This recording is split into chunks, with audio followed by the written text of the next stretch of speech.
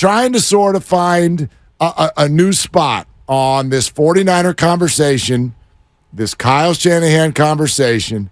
It's been a loud offseason. I have struggled to find the beef. This is not normal for me. I can usually find the beef. I like the beef. Okay? You were vegetarian for a while. 30 years. I've never been a vegetarian. I find the beef. But I can't find it here. And with a total genuine thought, would love to just sit back and hear why was the offseason so loud? For you.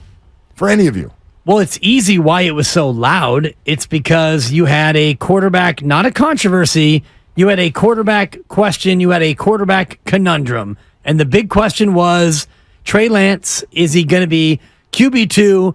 Is Brock Purdy going to be healthy? And if he's not, then let Trey cook. And why'd you bring in Sam? Because I want you to let Trey cook. And then the word comes in early that, man, Brock's ahead of schedule. Mm-hmm. So Brock is going to be QB1 and stuff. And they never said otherwise. And so Brock's QB1, well, that means Trey's got to be QB2. Let him cook as the backup, and then let him cook as the backup. Well, let him be the what's that? The sous chef, the assistant chef. There you go. And the sous chef. Let him do meal prep. Let him chop the veggies. Broccoli. Dude, totally. There we go. Let Trey chop is what people were saying. And then please don't do that. Sorry. And then Sam gets an apron on, and it's like, Brandon Allen, I thought you were back doing dishes, and now you're in the kitchen. We got 3 cooks all trying to help Brock. And all of a sudden now Trey is on the outside looking in. That's why the offseason was so loud. See, no, I think that's why the offseason's unique and weird and unusual. But I personally, and I'm not saying this is correct, I personally failed to find why it became loud. Loud. Because you used 3 first-round picks and a third to trade up to get Emeril Lagasse, and then you had him do dishes. Right, but I guess, I don't know, that part of it is the part that I don't find unique.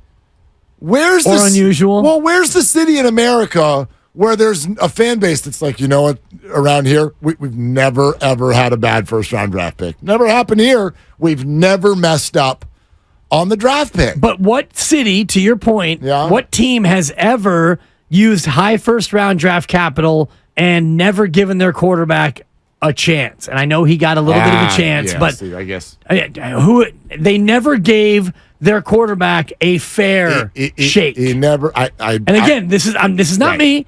I'm playing devil's advocate because there are fans who believe this.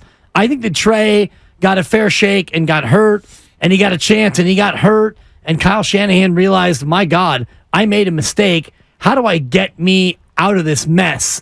But what other team has ever done this in terms of, you draft a guy number 1 overall, number 3 overall, and then he gets 4 starts? This has never happened. Well, the guy got hurt a bunch. Right. Got hurt a bunch, you know? So 888-957-9570. Jim in Concord. Hey, Jim, what's going on? Where's the beef? Where's the beef for Kyle Shanahan? Well, I like a good steak. It's got to be a ribeye. I have a problem with Shanahan. Okay. And I want to ask you, what has he accomplished? Okay, like you're going to leave it right there? You want to know? I mean, I guess, okay. I would start by, and Jim, stay there because I feel like you have more to say. That might have been it. Yeah, Jim, do you have more to say, or do you want to like do this back and forth a little bit? I got more to say. Okay, why don't you say what you want to say? Okay, Shanahan not that long ago blew a 28-3 point lead in a Super Bowl as a coordinator. Yep. Yeah, well, he was in charge, right? No, he was a coordinator. not in charge. Yeah. Let's keep it to he facts. Was the one calling the offensive plays. He was. He wasn't in charge of the defense. And they gave up Didn't he get RG3 hurt in Washington too? Go ahead, Jim. Go ahead, Jim. No. And then in the Super Bowl we lost to Kansas City, he was more than a coordinator. Yes, he was. He was the head coach. And we had a 10-point lead in that game. That's correct. So that's why. What has he accomplished? Well, but I mean, Jim, you get the coaches. All the coaches have lost leads, right? want to hear him. He's not a savant until he proves more to me. Yeah, I don't think anybody called him a savant. I like that's one thing that and Jim, thanks. That's one thing that I've I don't know. I've tried to do some work over these last couple weeks on those labels. Genius. He's a genius. Savant. The boy wonder. Anointed. No, he's a man who coaches the 49ers. Sure. And I personally have failed to find the spot where he presents himself otherwise.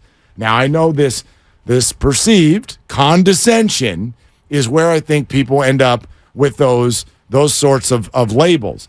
None of this is to excuse if you didn't like a play call against Kansas City. I do think that we hang the Super Bowl around. He's the only offensive coordinator, by the way, in the history of the game who's ever been in charge of losing in the Super Bowl. He's the only coordinator. Well, he is the only coordinator who was, and I don't want to use the word responsible recklessly, but he was the coordinator for the team that had a 28-3 lead. Right. And his team, for which he was the coordinator, blew that lead. Okay. So now, I am not of the mind. I know you're not. That he blew it. And if you want to go back and watch that game, the play calls were not the reason why they lost that game. New England comes down and scores, and then Matt Ryan coughed it up inside his own 20. Correct. And they scored again. Correct. Like so, boom, boom. Game on. Right. So now all of a sudden from 28-3, it's 28-17, and New England, they're back in the game. Well, and don't forget the Edelman catch, which was miraculous. Bananas. Okay. So here's what this is where my mind goes every time someone brings up the Falcons Super Bowl loss to the Patriots within the framework of Kyle Shanahan. Okay. Here's where my mind goes. And this is what I want to ask every time someone brings it up. But it's not really fair because I don't even know the answer. Kyle Shanahan messed up the Super Bowl. I always want to go. And who was the defensive coordinator? Was that Robert Saleh? Or was that pre-Saleh? Don't know, because I would, again, if I just landed here from Mars, and someone goes, hey, did you hear about the team that blew a 25-point lead in a playoff game? My first thought would be, well, what the hell was the defense doing? No. Who was the offensive coordinator? The defense had a 25-point lead and all of a sudden could not stop anything. But nobody wants to talk about the defensive coordinator. Ever. And you just pointed out some things that happened offensively that were completely out of the control of anybody on the coaching staff with the Falcons. All right, let me pause, though. The caller asks, and again, I would like to step back, okay? We know where I come from on this. Dibs? Shanahan's guest room. Yeah. Is where you come That's from. where I am right now. You guys think I'm in studio today? I'm not. I'm on a Zoom from Kyle's guest Sorry. room. I couldn't resist. You know where I come from. Right? Okay, so how would you answer his question? What has he achieved? Well, what he's achieved is he took a team that was the worst team in football with the worst roster in football, coached by an absolute, and buffoon is probably unfair. I don't know the man, but you want to talk about arrogance? Chip Kelly came in and in a year insisted on his entire team drinking smoothies and tried to single-handedly rework the way NFL teams went about doing their business. By the way, I make my son have a smoothie every morning as well. You're not coaching an NFL team. No, I'm not. I am the You're coach in my parenting house. a 9-year-old. Unless I'm over at Kyle's house. Then I'm not there, but I'm usually Sure. there. No. 2-14, Chip Kelly. Correct. So Kyle takes the reins the next year, and this team has got awful. And so what has he accomplished? He went from the worst roster and the worst team in football to a team that is year in and year out for the past few years expected to be there on conference championship weekend. He's had 6 years. 3 years they have had losing records, including the first year that I mentioned. The other years he had quarterback injuries and other injuries. I'm not excusing it because that goes on your permanent record. But 3 times he had his team to the conference championship or the Super Bowl. So half the time he's been one of the best 4 teams in football. The other 3 years they weren't. So that's what he's accomplished. He's a winning coach. They have a winning record. He's developed a culture. He's got a very talented team. He's got a GM who's a Hall of Famer with whom he works very closely. He has turned this Niner organization into a real organization again. So that's what he's accomplished. Now, he hasn't won a Super Bowl. He has not climbed the mountain. He has not. But as we've talked about it before, I think only 35 coaches ever have. So I don't hold that against him in terms of, well, if you don't do that, then you're garbage. I do say this, though. Your window to make something special happen, to me, is 2 or 3 years, and then this team's going to look totally different. Yeah, probably, but it could still, who knows? It might be. It could. Might still be very good. He's got 3 more years under contract. Yeah, I appreciate where you're coming from there because that would be my quick answer for people without going into the real weeds. Sure. Right? Is he great? Is he good? He hasn't climbed the mountain, all that. I think that this fan base sometimes forgets where we were before he got here. And you Chip can Kelly. just leave it at that. You went from Jim Harbaugh, who was spectacular, but he's a classic 5-year guy. And by year 5, he was fighting with the ownership. He had alienated the GM. He had worn out his welcome. They went 8-8. And then Jimmy Tomsula.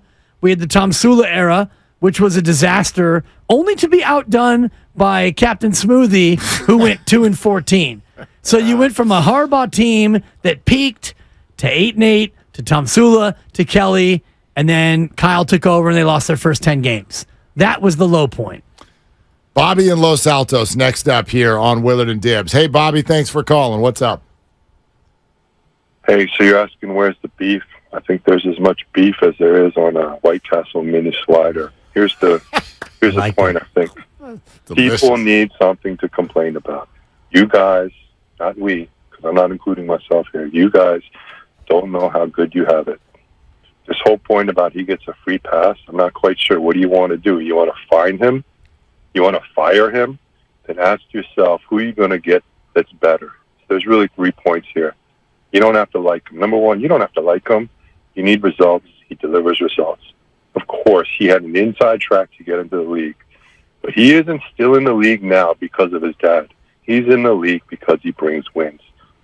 Number two, for some reason, Dibs and Steiny, they seem to think that it doesn't matter who the QB is. We shouldn't have a drop-off. But why is that? It's because I guess Shanahan is talented enough to game plan around the most important position in the game. So maybe there's other coaches that can do that. But whoever you name, I don't think they're coming here. And number three, I still have never seen the team quit on Shanahan. So when I see it, then maybe it's time to move on. But until I see a team stop giving effort, he is the best thing we have, and we're not going to get anything better. Now, I'm sorry about your illusionist cancellation, but I could say if Shanahan is producing the show, I guess it won't matter because there'll be no drop-off in the show, according to Dibs and Steiny, because the backup is just as good as the starter. Thank you. Well, that's a leap, Bobby, and thank you for invoking Steiny and I in the same sentence because we are in lockstep when it comes to that belief. I don't know if the illusionist has a producer that's as good as Kyle or if they have the depth chart that as good as the Niners is. Well, but if your illusionist is Sam Darnold to the Brock Purdy, then you're going to have a good show. Well, I still plan to have a good time. However, we're going to go early, and I am going to ask to pull this person aside, and I'm going to let him or her know. Here's the deal. We are absolutely expecting for you to come in here and do everything your predecessor normally does, and we are expecting to feel like we've won a championship at the end of the night. Now, if we have to drink a lot in order to do that, that's okay. That's on the table. We can discuss that. We can Uber. But the expectation does not change. And actually, in this case, it's kind of true. Right. Because in the Niners' case, it's also it's true. not like we're getting a discount. They didn't offer any money back. Yeah. And I honestly think they should. In terms of, you're going to see. Have you ever had that happen? Like I went to. But it should happen. I went to a Broadway show one time in my life, and the lead role was an understudy. They don't offer you anything back. No, and that's an absolute crime. So my son went to see Beyonce last night, And Let me guess where he got those tickets. actually, Anyway, Nina go didn't hook him up. He got his own last-minute tickets because he knows how to do it. And Sure. I've offered for him to walk you through it, but you're too. No, you're in this devolution of hate for my son and his best friend. I'm offering to walk you through why your son and all of his friends need to be in jail. That's what. Go ahead and walk me through that. But if you don't want to accept, that's fine. I understand. You're coming down Questy's Road right now, and I'm not going to stand for it. But if he went to go see Beyonce last night, and instead of Beyonce, it was Keyonce. If I were him, I would expect some money back. It's a little different. Ladies and gentlemen, Beyonce. It's a little. Oh, the single ladies. Uh-oh. Can you feel me out there, Santa Clara? Oh, the single ladies. This emphysema's getting to me. By the way, I've had this happen in a show. I had this happen because Sorry. Well, what you're I took painting, it too far. What you're painting is a concert, which is a little different. Right. We're only here to see one person. But I think I've told this story before. And maybe you've heard about this. This was probably, this is 30 years ago.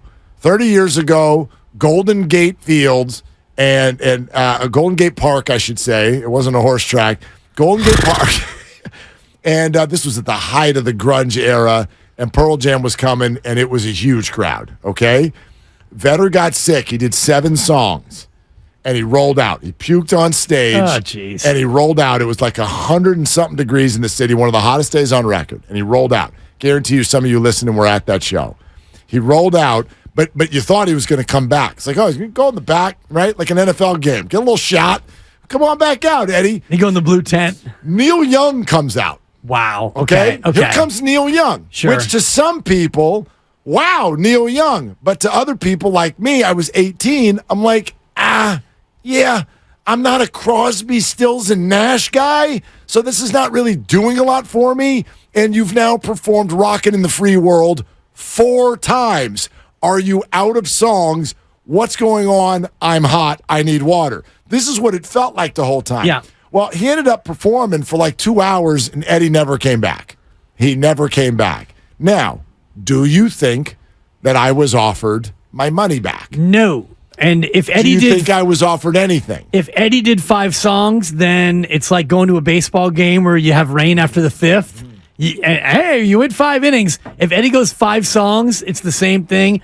Now, if you go see Pearl Jam and Eddie doesn't show up at all, and hey, it's Billy Cheddar, ladies and gentlemen, then we got a whole different argument.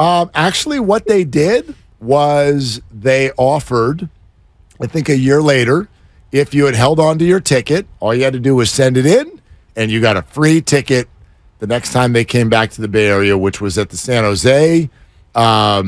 It was HP at the time, probably. Well, no, but it was the outdoor. Oh, yeah. It was the stadium. Municipal Stadium. Yeah, it was the stadium.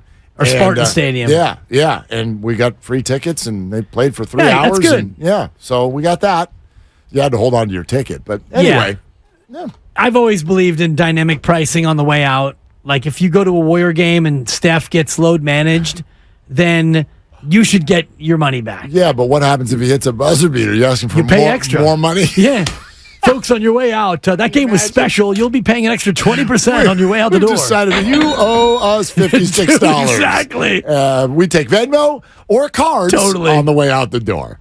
Can you imagine those like in and out drive-through people like chasing you to your car with those little gizmos? Please insert your card right here, sir. Oh my gosh. Dynamic pricing.